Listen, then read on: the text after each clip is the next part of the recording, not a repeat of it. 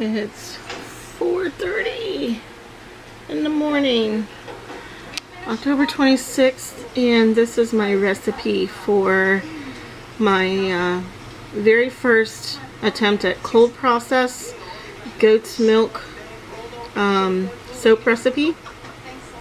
And this is my recipe that I put together on soapcalc.net, and it shows you here all of the oils that I'm using and the percentages, pounds, ounces, grams. This is the lye and water ratio, and down below right here in this box are my additives that I will be adding to the recipe. Alright, so in this bucket here, these are all of my oils. These are the coconut oil, olive oil, cocoa butter, shea butter, and palm oil. I went ahead and melted all of those, and temperature is reading 87.8 degrees Fahrenheit. This is my lye water with goat's milk in it, and it's 93.3 Fahrenheit. So you want them to be within 10 degrees of each other, so it's close, before you add the lye to the oils. In this little bowl here, I have the vitamin E and the gel from that seed. What is it called? I've forgotten the name of it already. I keep forgetting. I want to call it chia, but it's not chia. It's the other one that I used the other day in my first attempt at melt and pour. Here I have some oats, and in here I have some colloidal oatmeal and the white kaolin clay. And over here, this little jar here has my fragrance oil, which is the oat milk and honey fragrance. And to be honest, it just smells like almond to me. It smells very almondy. So we'll see if it changes after it's saponified. So all of my ingredients are together. We're just waiting for the temperature of the goat milk lye water to come down a little bit more, and then I'll add them together. Alright, so here I am. I've got my oils and my lye and goat's milk mixture. Now this lye and goat's milk mixture, as you can see, is sort of like pudding consistency. It's very thick. I don't remember any of the videos that I've watched having their lye mixture this thick, but we'll go with it. The temperature is 90.5 on the lye goat milk and 80.9 on the oils. So I'm going to go ahead and stir them in and get ready to blend. So I think I'm going to remove this one here. This one's just oils, safe to put in the counter. Alright, now this is pretty heavy. I need to be careful while pouring this. I have my glasses on.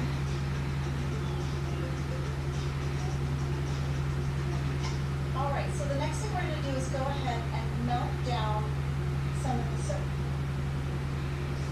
My gloves and my long sleeves. Melted down, and then I've divided it up into 3-ounce parts because I want to add a different fragrance oil to each of these.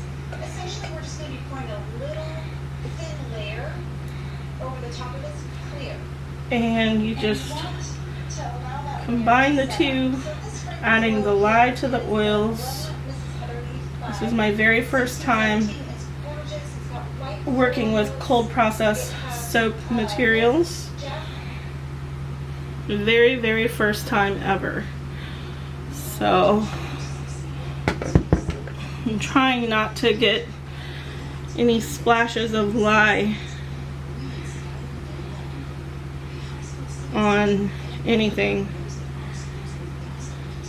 I've double gloved because sometimes these gloves tend to rip. So here we go.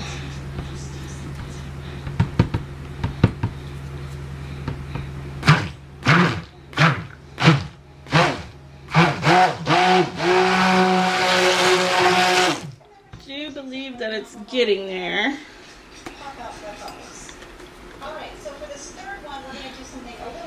Now I'm going to add these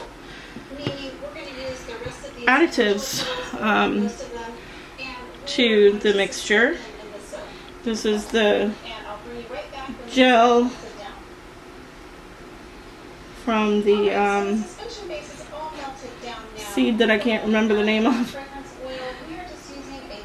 and the vitamin E oil that I've added to it. And this is the colloidal oatmeal and kaolin clay. I'm going to add the two of these real quick. Just get them both mixed in just a tad bit so they're not sitting on the top, on the surface.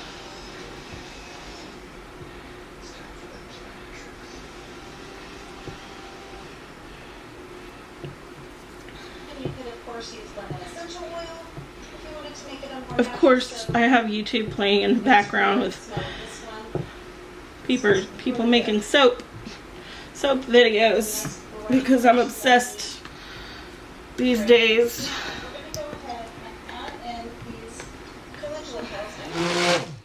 And now I'm going to add the fragrance oil. Now this fragrance oil has vanilla in it, and that tends to make the color of the soap, as it becomes oxygenated, turns it kind of brown. But I'm not putting any color in it anyway, so it's just going to be natural, and it'll be naturally brown.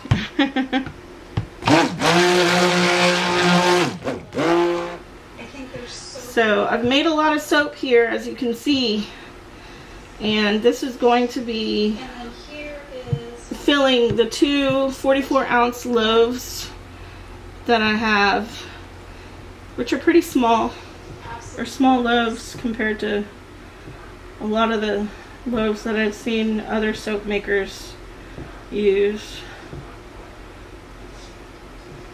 Here's the calendula one. It's absolutely gorgeous. It looks like a little. And then there will be some left over for these molds.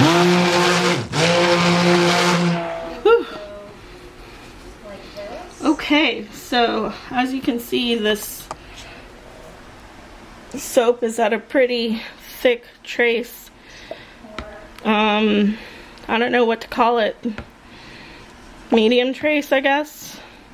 It's at a medium trace because it's not super thick, but it's thick enough that I need to get started with pouring it into the loaves. Okay, so I have my molds ready, and I've sprayed them with 91% alcohol. So now I just need to lift up this heavy thing of soap and pour it in.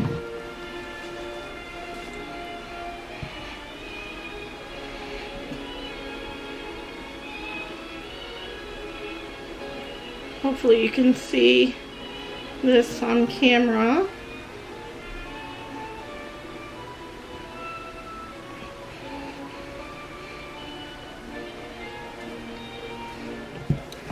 move them off of the work surface. And where are, there they are. I'm looking for the owls, the owl mold. I'm gonna spray this lightly with some alcohol. And I'll go ahead and pour these into the owl molds pretty quickly because it's setting up.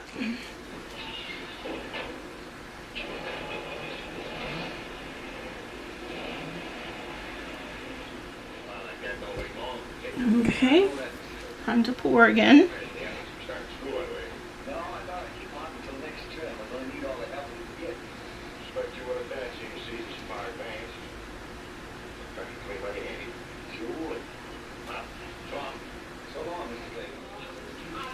Whatever doesn't stick, we'll just brush off.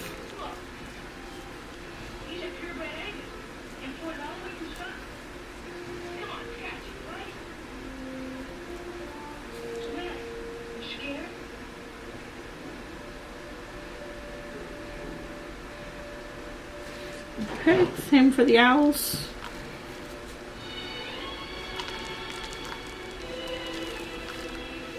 Okay, gotta move these loaves back over to the workspace and load them up with the rest of this soap. Pretty thick. Well, there's even enough still left for another couple of molds, so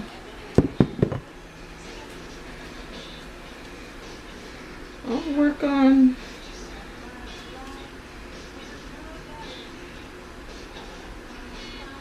probably this one here.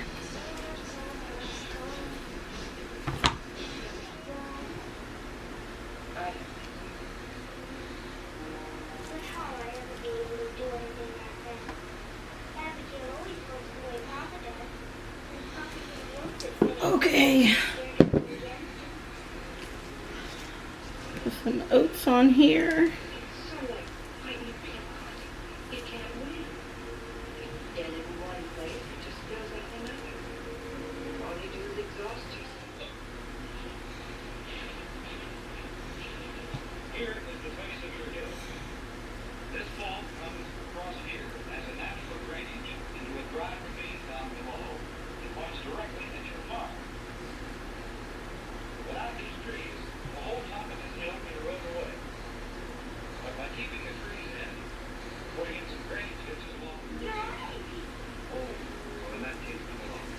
On top.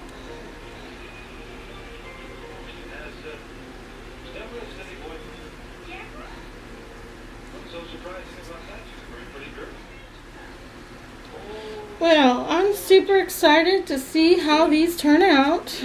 I'm going to spray them down with some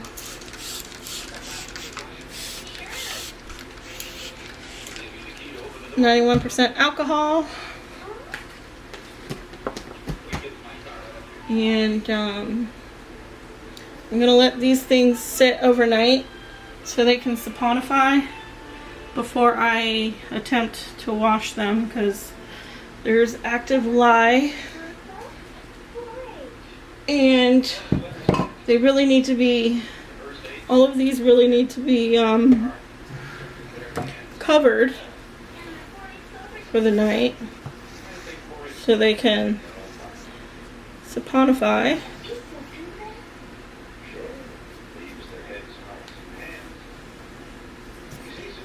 So now I have to get creative and figure out a way to cover these without getting them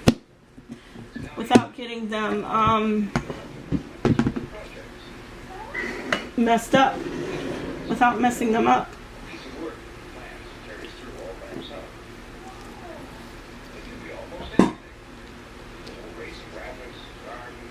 One, 2, 3, 4, 5, 6, 7, 8, 9, 15 soaps in the mold and 2 loaf molds.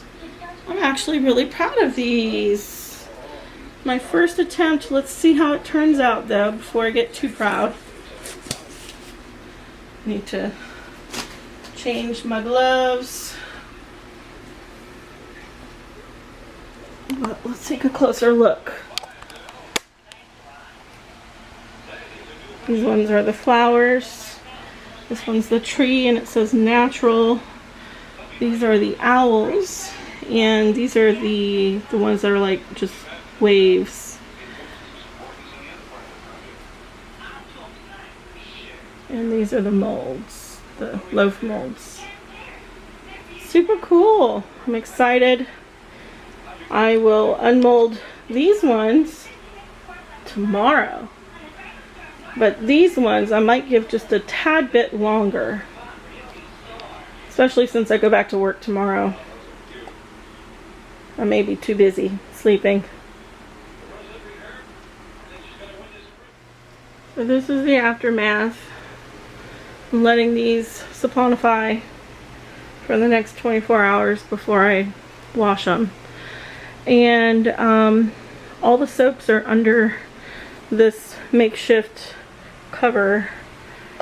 You need to cover them to keep them warm so that they can I guess go through the gel phase in the first in this first 24 hours. So there's a little hole right there, but it'll be fine. The two molds, loaf molds, are under this box. And yeah, so I've got to work out a better system. Use my shelves in the back for the soaps when they're saponifying so they don't take up my whole kitchen. But yeah, I have a few dishes. Those ones I can safely wash. These ones will be safe after tomorrow.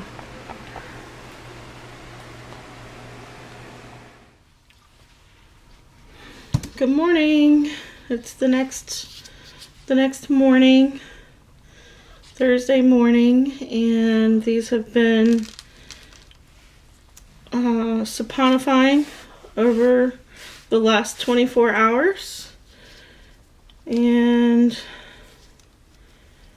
now it's time to unmold, the fun part. Let's see what we got.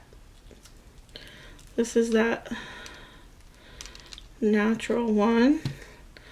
Okay, so I sprayed the molds with alcohol before I put the soap in.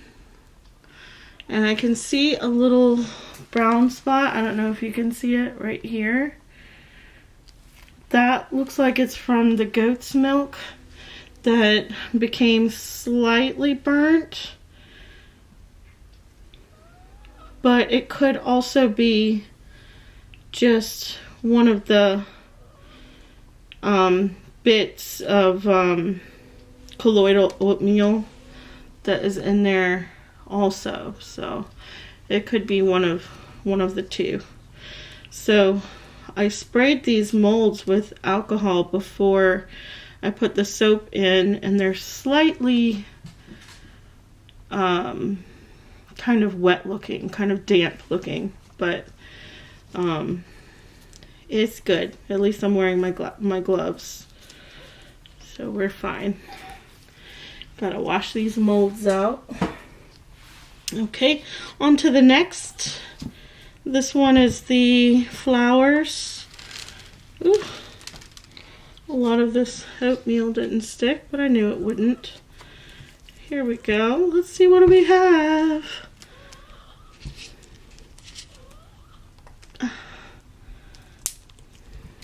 Okay, kind of sticky still, so that design doesn't look very good because it's still saponifying, I guess. So I should give it some more time before I unmold any of these others, because I don't want them to come out like that. So we'll give them some more time. It's okay. We're making soap here. It's kind of a long process. They still have to cure for 4 to 6 weeks anyway, so but what I'm really interested in seeing is the soap molds, which are under this box right over here. Really want to see what these look like. Now I'm not going to unmold these just because the little ones are still slightly damp, so this one may be slightly damp as well. What do you think? I don't see any soda ash, and the color is not super brown. The smell of the Shea Butter, I don't know, it's not really my favorite scent. I got the natural Shea Butter instead of the refined white Shea Butter. And I also got the natural cocoa butter, which smells like chocolate. That scent is fine. It's the Shea Butter that kind of has me not really a fan of it, but I don't see any soda ash. Nothing ashy on here. And I don't see anything that looks like it bubbled over or anything during the saponification process. Sometimes when you have honey or sugars added or milks like the goat milk, it makes the soap more hot and it'll kind of foam out from the center. But as it saponifies, it kind of goes back together a little bit, but sometimes you can still see cracks. That didn't happen here. I was worried about that, but I guess it didn't because they weren't super covered. I had them covered with this box, so it probably didn't get too hot. And what I'm interested to see now, the next step when I cut them, is whether or not they went through the gel phase. So we shall see.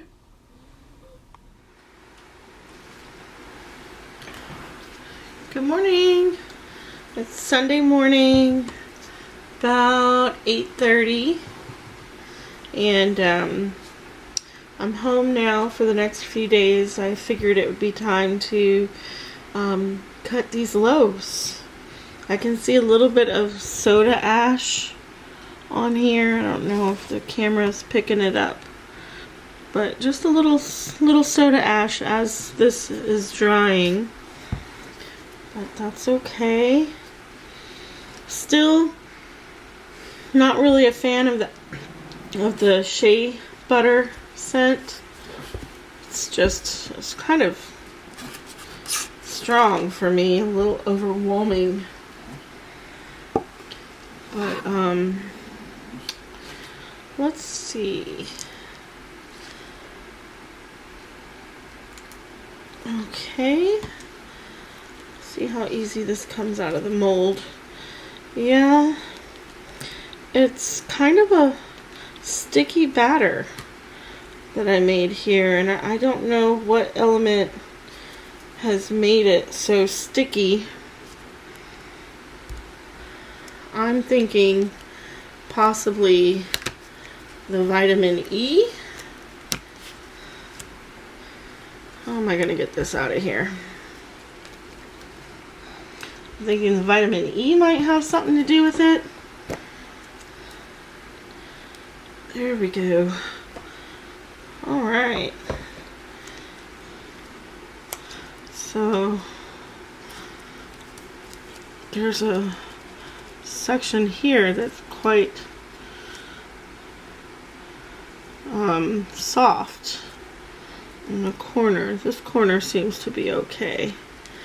But this corner here is very soft. And the sides are, this side is less sticky than this side is. This side's quite sticky also. But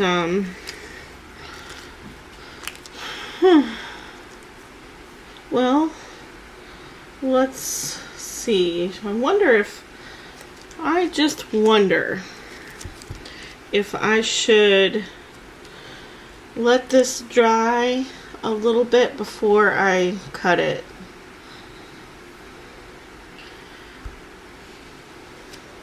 Maybe the other mold, if I take that out and see how sticky that one is too.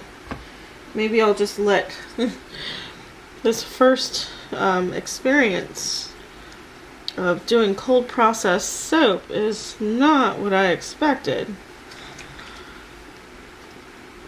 I guess the recipe I used just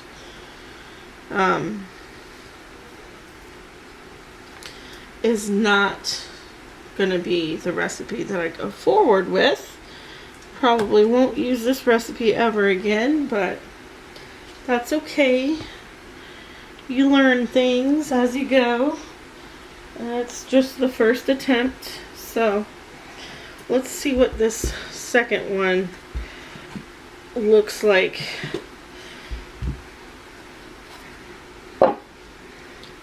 I think I'm going to just set this over here with the other soaps that are drying. There we go.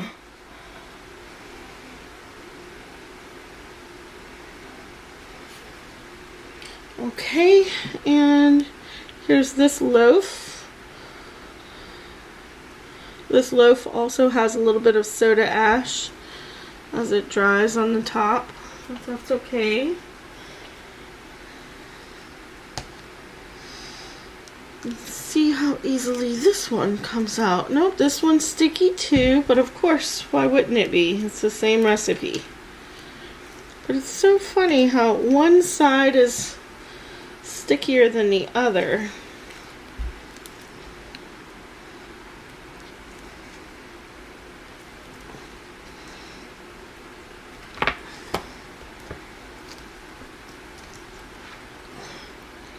Wow.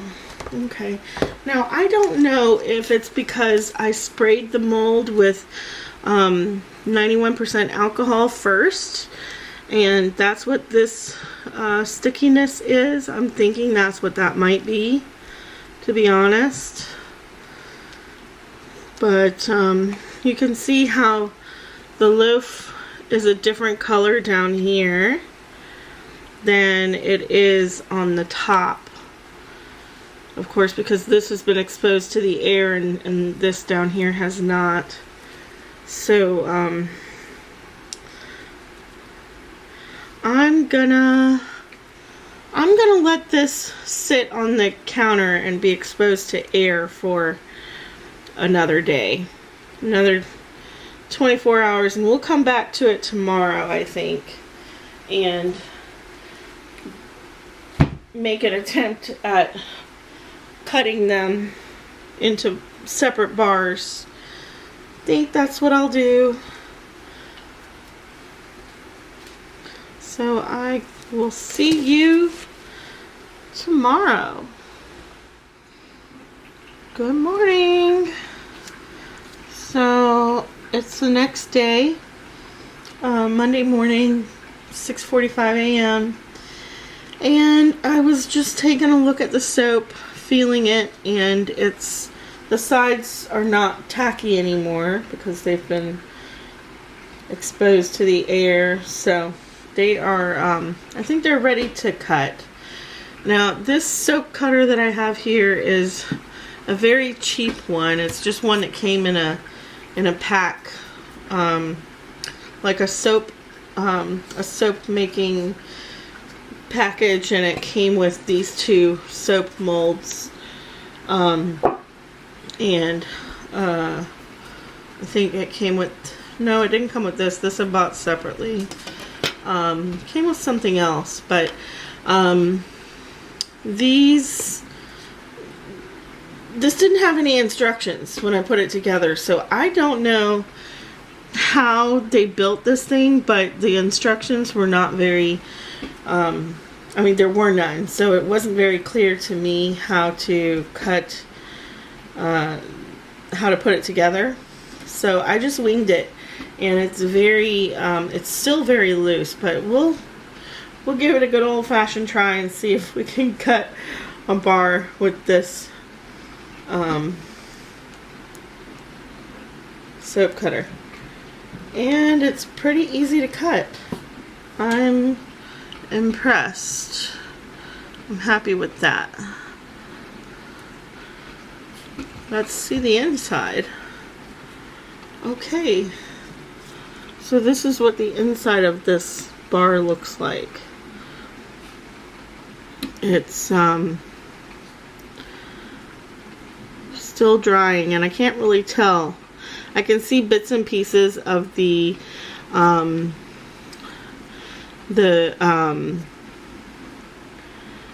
oats that are in here, the colloidal oats. I'm thinking that's what those are. It could also be the bits and pieces of the flaxseed gel mixture that I put in here, because I used the entire seed. I didn't, I ground them up and used the seed as well. So these are just little bits and pieces, and that will serve as exfoliating ingredients, I guess. So yeah, I think the scent, I don't know, I've been walking by it smelling the shea butter the whole time, so it's I think the scent is changing. It'll be changing until it's completely cured. So this is a 1 1/4 inch thick slice of soap, and this is just the end piece. Okay, cool. So let's see how many bars of soap I'll get out of this slab. Oh, I need to raise this up first. There we go. I'm gonna try it again.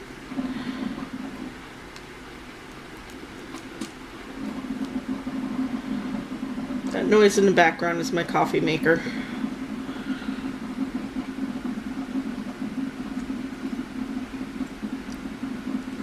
All right, here's another. Now on this piece, it looks like a piece of oatmeal was dragged through as it cut, so it has a little drag mark on here, but that's okay. And I think the brown on the edges, this is going to be the color. You can see that it's darker around the edges than it is in the center. And as it continues to cure, the center will turn the same color. But the fragrance oil that I used, it was called Oat Milk and Honey. I thought that it had vanillin in it, which naturally turns the soap color to like a brown. But I'm glad. I think it's gonna stay fairly tan colored and not like brown. So it'll be more pleasing to the eye and more it'll give people more incentive, I guess, to want to use it instead of like a brown soap. I don't know, brown kind of seems icky to me. But here we go. Soap slice number 2. I should have had a piece of wax paper ready to put those on.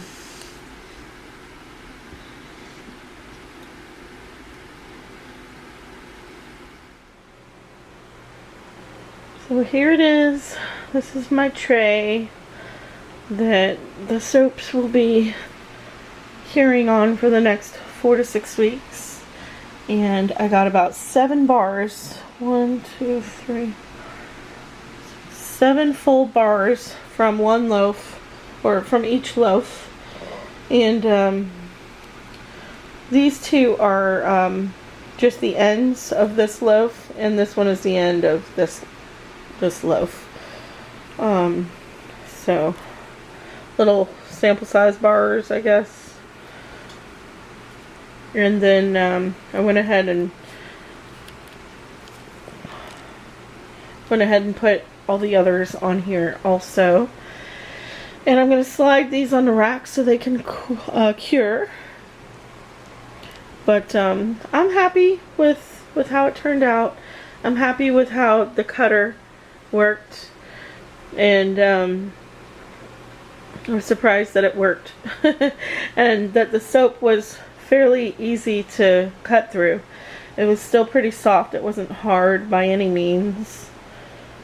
Of course, I expected it to be soft because of how sticky. I didn't use any water discount also. It was 38% water, or 2-to-1 lye ratio, water to lye. So, and that's also why I'm getting this soda ash.